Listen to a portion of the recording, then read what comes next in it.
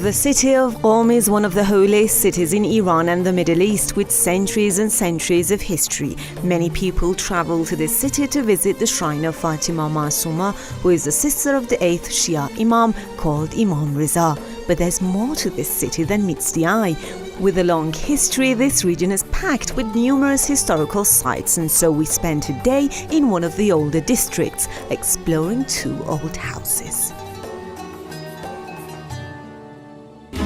As you pass through the wooden door and enter the corridor, you instantly feel like you've been thrown back in time to the old days where life was very different from the one we live today.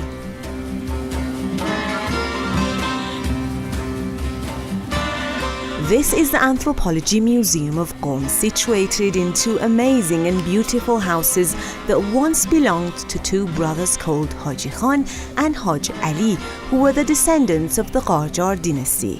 These 2 houses were built more than 130 years ago, and in 2001 they were registered as a National Heritage Site. Today they have opened their doors to visitors, where they tell stories of the days gone by. مدت 10 سال طول کشیده برای ساخت این خانه که بین خانه‌های مرکزی ایران تقریباً منحصر به فرد هست. با توجه به متراژ و زوایایی که ساخته شده یک خانه ویژه هست. The museum is 600 square meters, which includes 14 rooms, 36 doors and wooden windows, and 14 pillars that each has its own unique design. The museum offers comprehensive information on the people of Qom.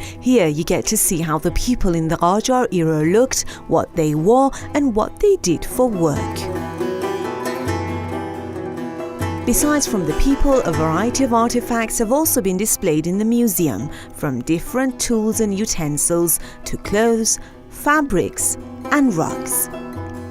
The huge ceramic pots in every nook and corner of the house also grab your attention, most of them belonging to centuries ago. Back in the old days, work was mainly done by hand, and here we saw the different types of jobs that were common over a century ago. In the old days, people would store water in pots made from stone or clay to keep it cold. Now, the clay pots of Qom were very popular back then, as they would keep the water cold for very long hours. Here you can see a potter making a clay pot.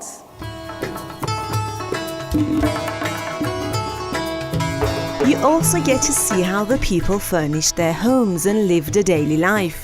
Everything was simple, an uncluttered life with no cable TV or the internet. Therefore, people had more chance to spend time with each other as they went through their daily chores. در سال 96 حدود 40,000 بازدید کننده به این موزه اومدن که حدود 450 تاشون گردشگر خارجی بودن. عمدتاً برای افرادی که اینجا اومدن و گردشگر خارجی، قسمت‌های مختلف این موزه قابل توجه بود.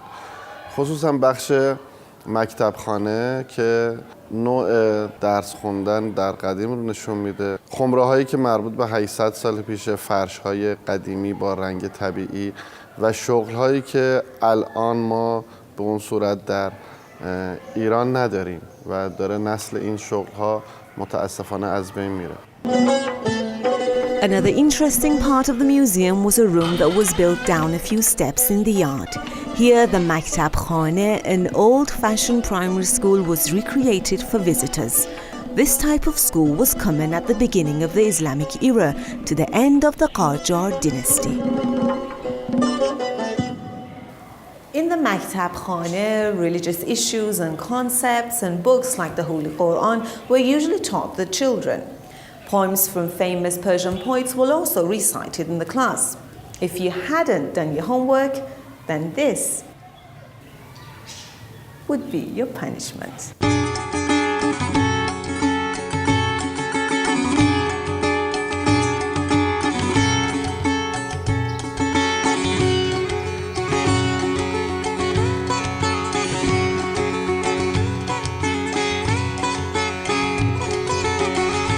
A feeling of peace and tranquility, an atmosphere that resonates stories from the days that are no more.